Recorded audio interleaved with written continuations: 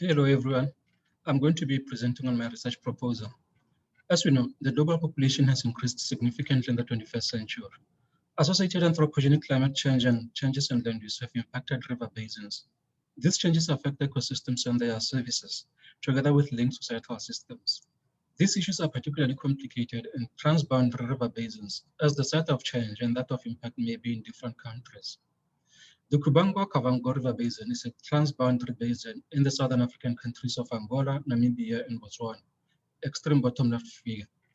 It drains into the Okavango Delta, which is a Ramsar UNESCO World Heritage Site. However, plans are in place for major developments across the basin. Top middle figure. Previously, the River Basin Organization, OCACOM, carried out a transboundary diagnostic analysis weighing potential impacts of climate change and different development scenarios on the flow regime were assessed. However, that was only a preliminary assessment, which will need to be improved upon as more data and definite development plans have been developed.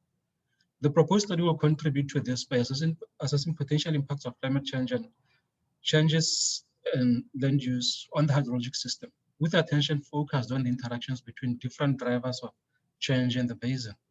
The potential impact on selected indicator species and interactions with a societal system will also be assessed. Hypothesis number one, the expected hydrological emergent behavior of the Kubango-Kavango River Basin will be due to the interactive effects of global climate change and local upstream land use changes, controlled by threshold-driven factors in the basin. Number two, the potential impacts of the magnitude, timing, and frequency of the flood pulse and changed inundation dynamics in the Okavango Delta will negatively affect fish population.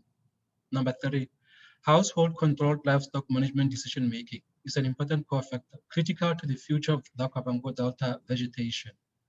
Proposed methods. For hypothesis one, bottom middle figure, the Pittman runoff model will be run with different climate change and land use scenarios to assess potential impacts in the basin upstream of the delta.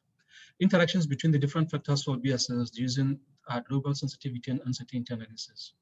Hypothesis two, top right figure, an inundation model of the delta will be run with output from the Pittman model and climate change scenarios to assess potential inundation dynamics in the delta. A fish population model will relate the inundation to fish population.